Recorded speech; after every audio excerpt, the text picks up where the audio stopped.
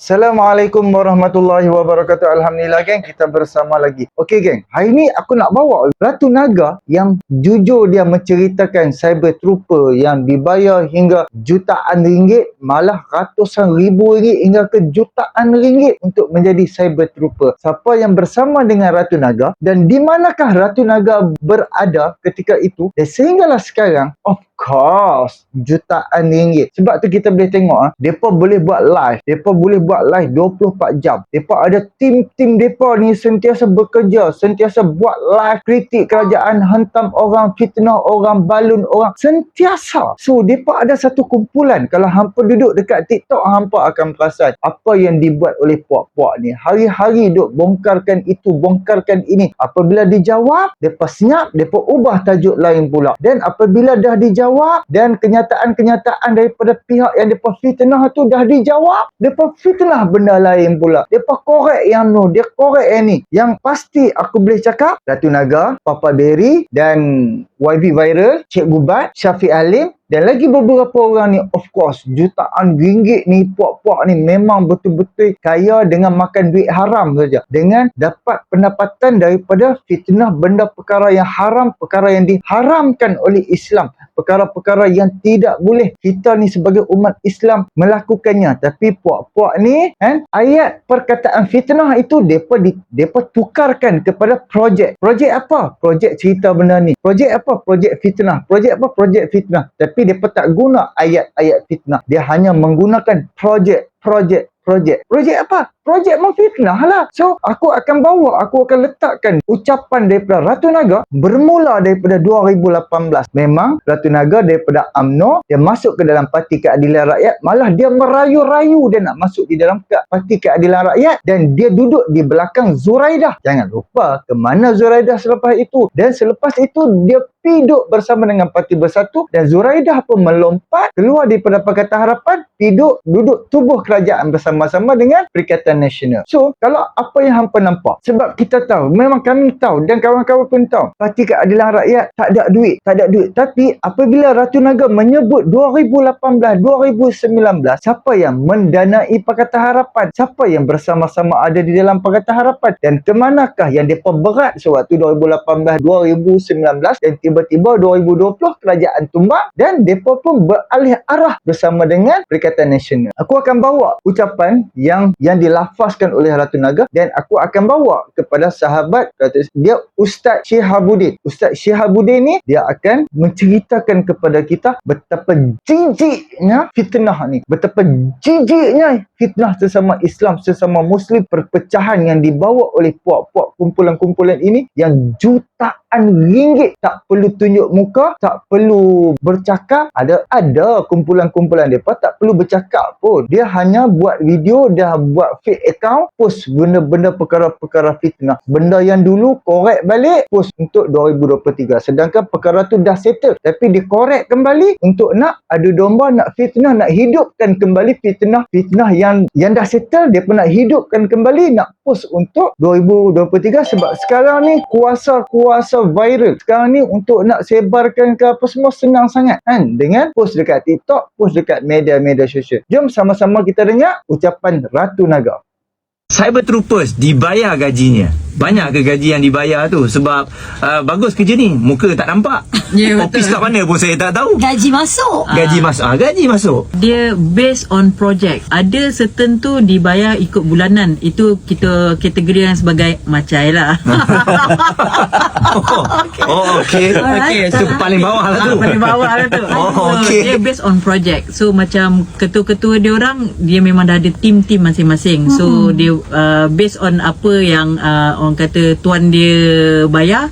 Okey, contohnya kalau isu tu besar lah amount dia. Pernah capai juta, pernah capai ratus ribu untuk satu projek. Ya, betul. So saya pernah dedahkan benda ni dulu pada tahun 2018-2019 dekat Wired Magazine. Saya dedahkan kerana yalah bersama kan dulu.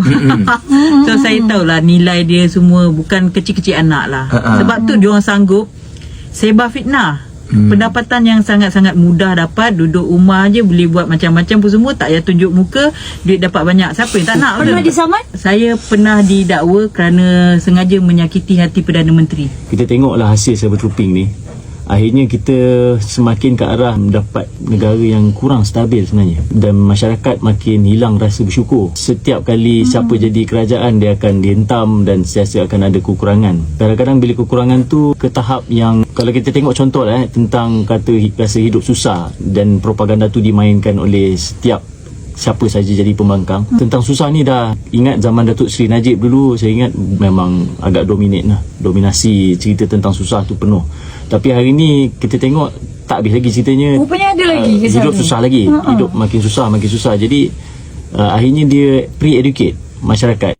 Okey geng, itulah kan, hampa dengar kan, kira macam Ratu Naga ni, waktu dia duduk bersama dengan Barisan Nasional, dengan UMNO dulu, dia pun ada tempat, dia adalah orang Mahathir. Dan apabila dia bersama dengan Parti Keadilan Rakyat, tidak semua tu orang kata dia ni puak-puak Azmin Ali. Sebab tu bila Azmin Ali keluar, Zuraidah, semua tim-tim ni keluar kan, orang panggil Cai, kami Cai Rafizi Ramli, puak ni Cai Azmin Ali kan. Sebab tu hampa boleh tengok Azmin Ali naik menjadi, Azmin Ali waktu tu dia adalah Menteri Besar Selangor, dan apabila Parti Keadilan Rakyat tidak mencalonkan dia sebagai Menteri Kabinet waktu Pakatan Harapan 1.0 yang waktu menang waktu 2018 hari, Azmin Ali tak ada tersenarai untuk dilantik sebagai Menteri. Secara tiba-tiba Mahathir boleh lantik dia. Puak-puak ni, Ratu Naga punya geng ni, tim-tim yang dulu duduk di dalam PKR ni, seronoklah sebab ketua kepala mereka dapat menjadi menteri. Dan apabila pengkhianatan yang berlaku, mereka lompat tinggalkan parti PKR, bersama dengan Muhyiddin Yassin dan tubuh Perikatan Nasional, dan dapat jadi kerajaan, dan Muhyiddin Yassin dapat menjadi Perdana Menteri. So kita boleh tengok perbelanjaan demi perbelanjaan. Bayangkan musim lockdown, musim PKP, 92.5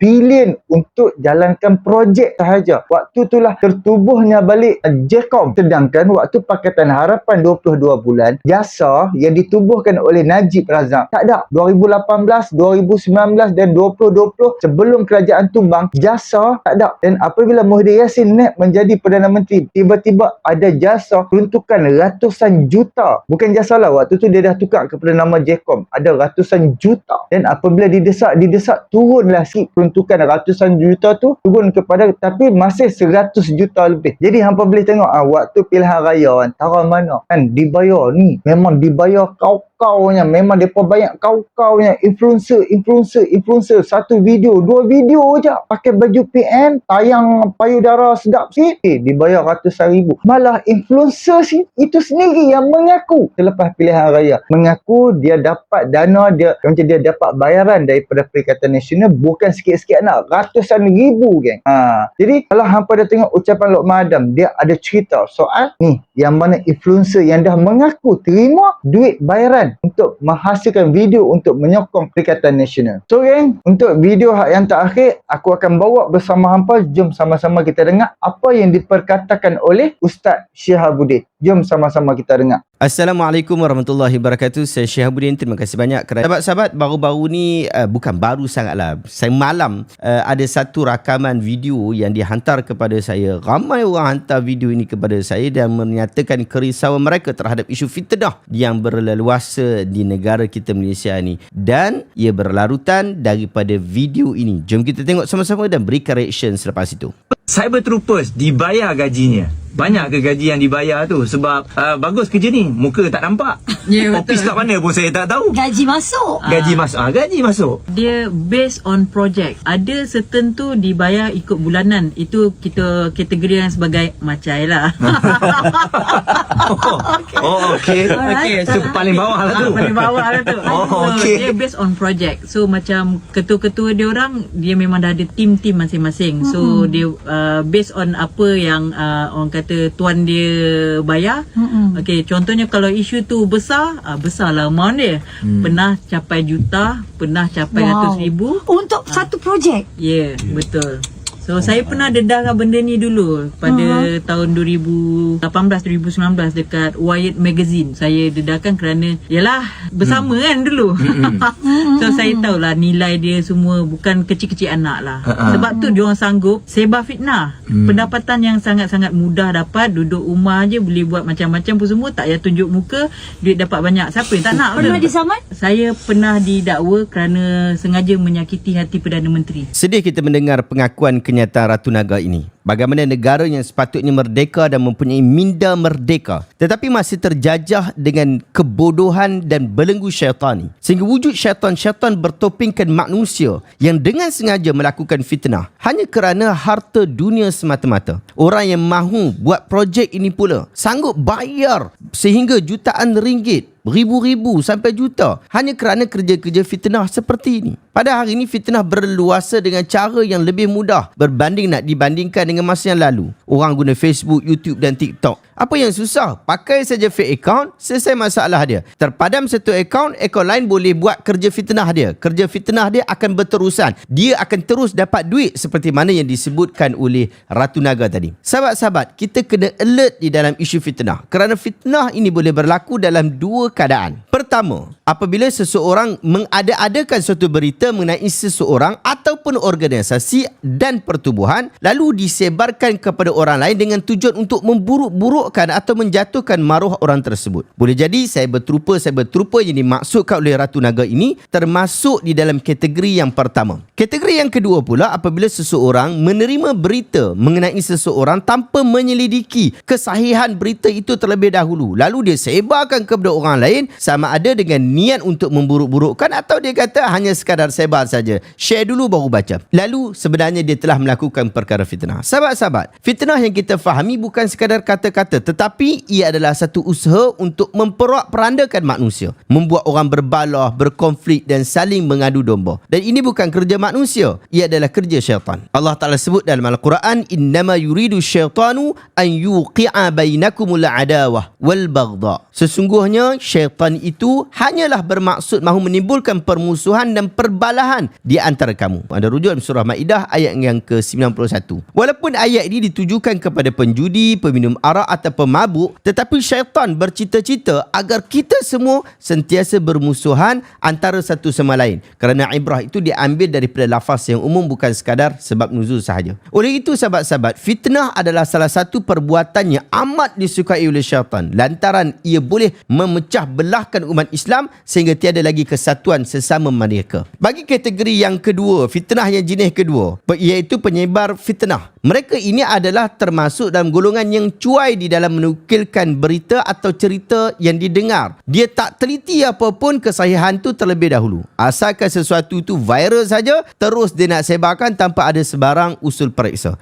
Kadang-kadang kita tengok benda yang kita nampak sangat bodoh pun orang masih duk sebarkan. Orang yang melakukan perbuatan seperti ini dianggap oleh Rasulullah SAW sebagai pembohong besar, sekalipun bukan dia yang mereka-reka pembohongan itu. Dalam satu hadis yang diriwayatkan oleh Abu Hurairah radhiyallahu anhu, Nabi SAW telah bersabda, kafa bil mar'i ithman an yuhadditha bi kulli ma sami'. Cukuplah seseorang itu berada dalam dosa apabila dia menyampaikan apa sahaja yang didengarinya. Riwayat Imam Muslim dan hadis ini adalah hadis yang sahih. Al-Qadhi Iyad ketika disyarahkan hadis ini disebut, dia kata maksudnya sesiapa yang menceritakan dengan setiap apa yang dia dengar yang padanya terdapat cerita betul, terdapatnya cerita salah, kedua-duanya dia sebarkan saja, ini boleh membawa kepada cabang-cabang fitnah. Ia sangat-sangat berbahaya dan kita patut menjauhi hal seperti ini. Di dalam satu riwayat yang lain disebut Nabi SAW berkata, kafa bil mar'i kadhiban an yuhadditha bi kulli ma sami'. Cukup seseorang itu dianggap sebagai pembohong bila dia ni sebut semua benda yang dia dengar. Sahabat-sahabat, perbuatan menyebarkan berita tanpa usul periksa ini pernah ditempelak oleh Allah Ta'ala di dalam kisah fitnah terhadap Aisyah radhiyallahu anha. Allah Ta'ala sebut dalam surah An-Nur, innal ladzina ja'u bil ifki usbatum minkum la tahsabuhu syarran lakum bal huwa khairun lakum likulli imri'in minhum maktasaba minal its walladzi tawalla kibrahu minhum lahu adzabun adzim laula id sami'tumuhu dhanna almu'minun wal mu'minatu bi anfusihim khaira wa qalu hadha ifkum mubin. Sesungguhnya orang-orang yang membawa berita bohong itu adalah dari golongan kamu juga. Janganlah kamu kira bahawa berita bohong itu buruk bagi kamu semata-mata. Bahkan ia adalah baik bagi kamu. Tiap-tiap seseorang dari mereka mendapat balasan dari dosa yang dikerjakannya. Dan siapa di antara mereka yang mengambil bahagian yang terbesar dalam penyiaran berita bohong itu, baginya azab yang besar. Mengapa di waktu kamu mendengar berita bohong itu, orang-orang mukminin dan mukminat tidak bersangka baik terhadap diri mereka sendiri? Dan mengapa tidak berkata ini adalah satu berita bohong yang nyata? Anda boleh rujuk dalam surah An-Nur ayat 11 hingga ayat 12. Al-Imam Syekh Al-Maraghi rahimahullah, dia syarahkan ayat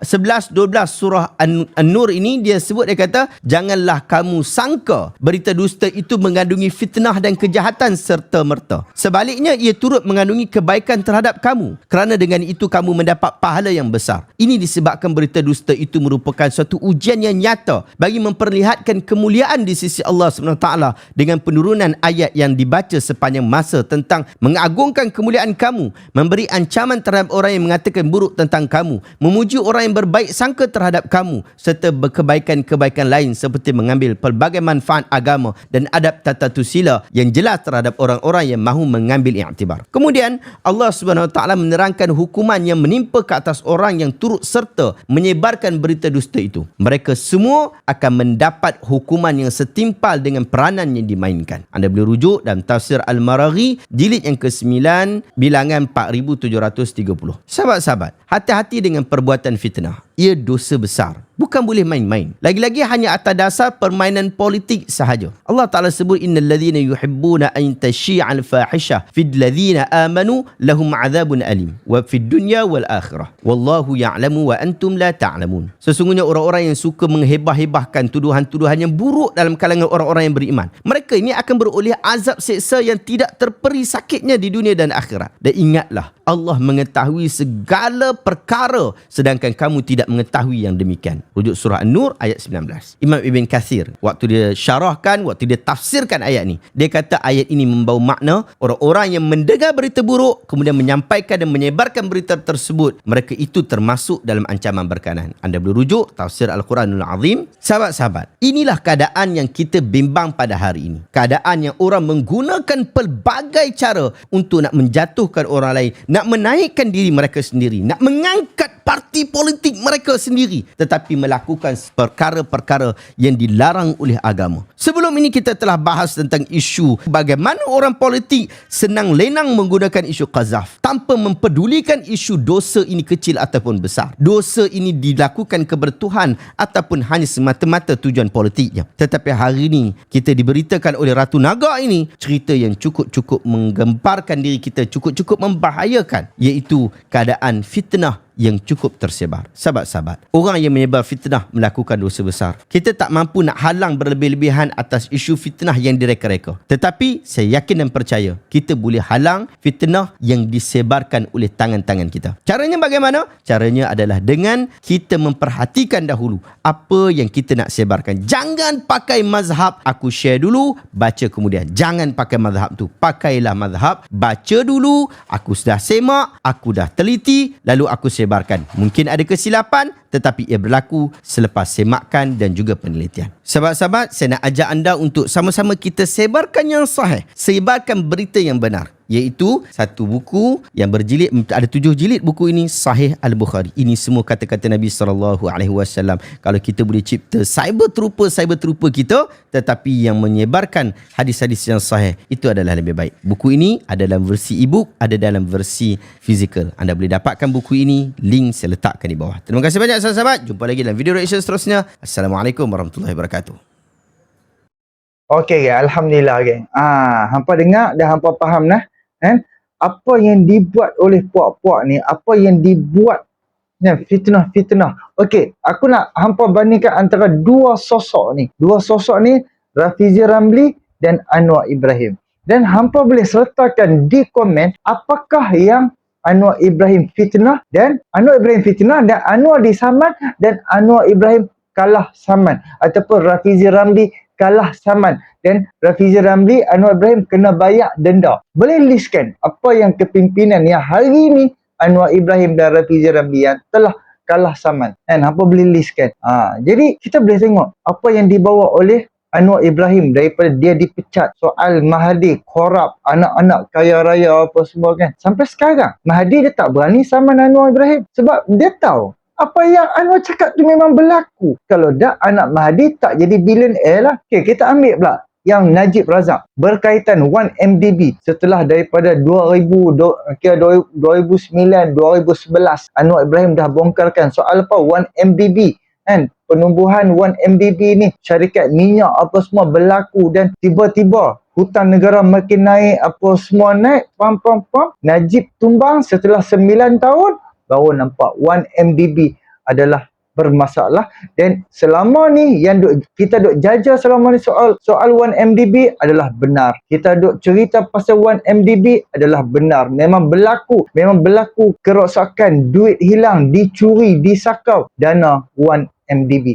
So terus terkaitlah dengan SRC, dengan apa yang berlaku dengan hak yang terbaru, hak yang lembu dalam kondo. Tiba-tiba Syahrizad kena bayar pula kepada, kalau tak silap aku kena bayar kepada federal kan, mana tak, kepada kerajaan berapa puluh juta kan. Tengok apa yang Rafizi Ramli bawa, alhamdulillah benar.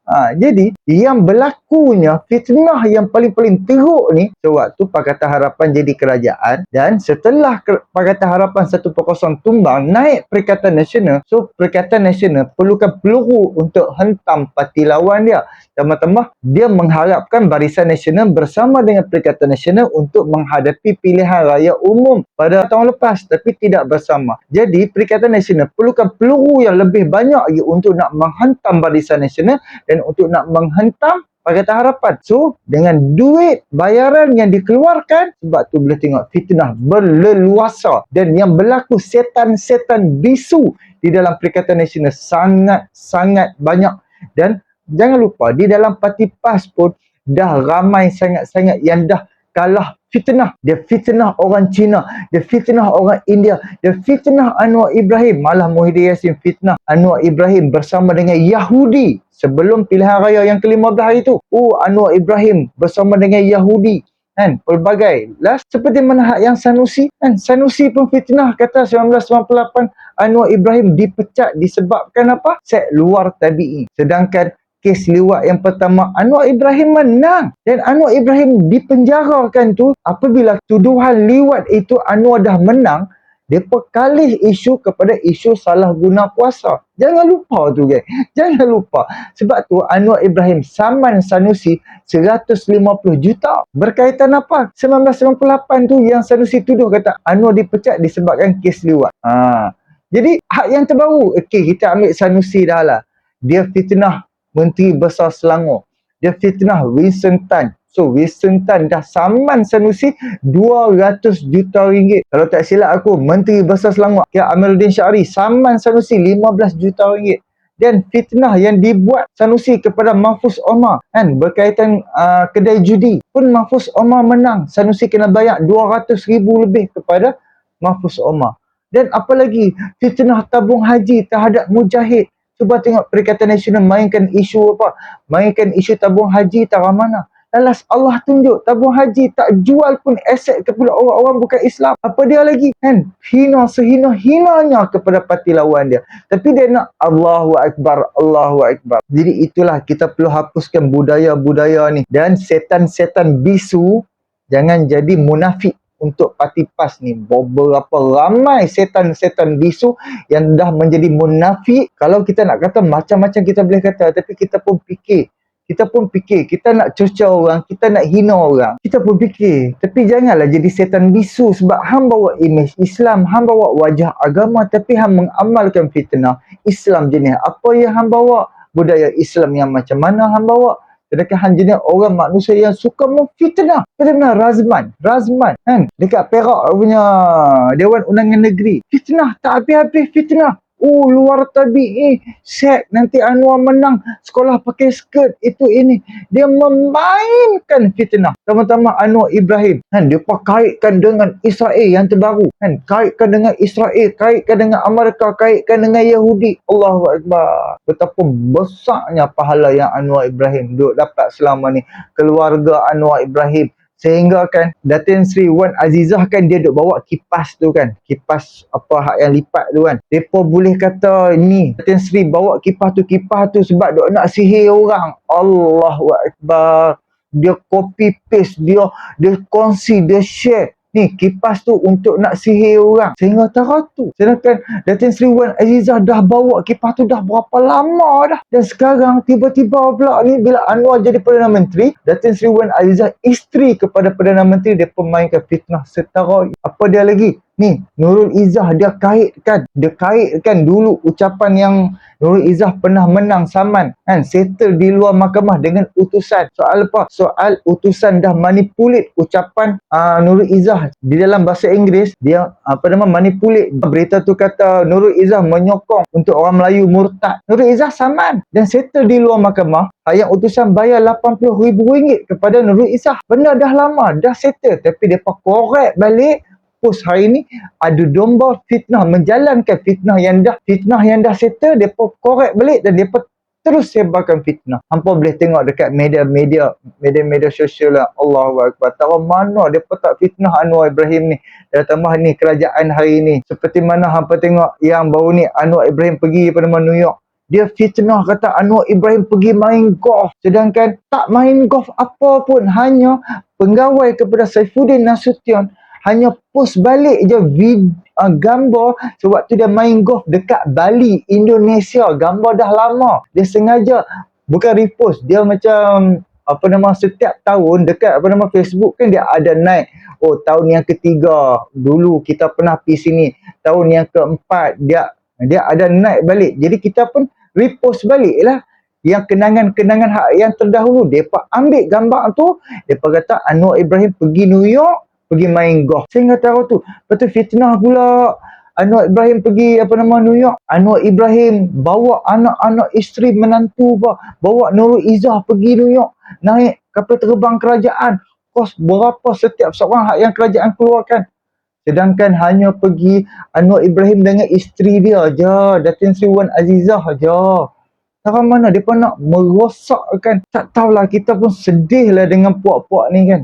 Apa jenis manusia. Tapi dia kata dia nak Islam, dia nak buat negara Islam, dia nak bangunkan negara Islam, dia nak bangunkan sistem-sistem Islam. Tapi hati ni betapa busuknya puak-puak ni. Semata sebab apa? Sebab mereka tak dapat kuasa. Sebab apa? Sebab mereka tak dapat kedudukan. Mereka tak dapat kenikmatan. Pimpinan idola hadi awang mereka tu tak dapat jadi menteri, bertaraf menteri, tak dapat jadi duta khas, makan gaji buta. Jadi itulah hampa fikir sendiri lah. Inilah sedikit perkongsian aku bersama dengan hampa semua. Boleh tolong subscribe, like, komen dan share. Tak gambar ampak antoang.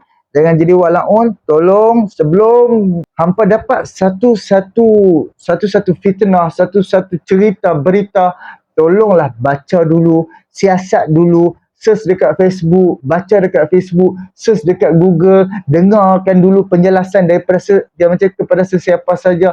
Tak kiralah daripada parti hampa ke, daripada parti lawan ke, daripada parti lain ke, ataupun daripada orang yang bersama dengan seseorang tu. Dengar dulu penjelasan dan baca, ambil tahu, barulah buat keputusan. Kan? Jangan, kalau hang tak tahu, kalau hang tak ada saksi, dia hang tak nampak, hang jangan sembang. Seperti mana hak yang khazaf. Kan? Sampai hari ni, mahkamah tak dapat buktikan 4 orang saksi tuduhan liwat terhadap Anwar Ibrahim. Sampai hari ni mahkamah, walaupun mahkamah dah jatuhkan hukuman bersalah terhadap Anwar Ibrahim, sampai hari ni mahkamah tak dapat buktikan 4 orang saksi yang kes tuduhan liwat terhadap Anwar Ibrahim. Sebab dalam Islam perlukan 4 orang saksi kalau kes zina dan kes liwat. Perlukan 4 orang saksi. Sampai hari ni dia tak dapat bawa saksi. So bila hang tak dapat, hang tak tahu hang hanya dengar berita cerita, hang hanya report, oh tengok mahkamah dah jatuhkan hukuman bersalah disebabkan hang bawa modal itu, tapi hang tak dapat bawa 4 orang saksi. So itu ada jatuh khazaf. Apabila hang dah buat khazaf, hang tak layak jadi wali. Hang tak layak jadi wali. Dan apabila anak hang berkahwin, anak perempuan hang berkahwin, hang mewalikan anak hang, pernikahan anak hang tu tidak sah disebabkan fitnah khazaf yang hang buat. Hang tu sebagai seorang lelaki tak layak jadi wali terhadap anak-anak hang selagi hang tak mohon maaf terhadap tubuh badan ni. Faham tak? Jadi anak hang bila bernikah, anak hang berzina sampai ke cucu, lahirkan cucu hang dalam keadaan zina. Berpunca daripada hang. Kita orang Islam perlu ambil tahulah. Aku pun tak tahu sangat. Macam kita bukan tahu pelbagai soal-soal agama apa semua. Tapi kita pun duduk dengar ceramah, kita memahami Islam, memahami setiap hukum-hukum hakam. Kita pun reti buat pilihan dan kita reti berfikir yang mana baik, yang mana buruk, dan apakah kesan kalau kita terperdaya disebabkan parti lawan kita kekalkan fitnah itu. Minta Allah pelihara kita, keturunan kita, mak ayah kita, adik-beradik kita, anak-anak cucu keturunan kita daripada fitnah-fitnah khazaf yang akan merugikan kita, anak-anak kita, keturunan kita, zurat-zurat kita untuk yang akan datang. Okay, terima kasih banyak. Tolong subscribe, like, komen dan share. Ambil tahu, buat pengesahan dahulu. Dan terima kasih banyak. Assalamualaikum.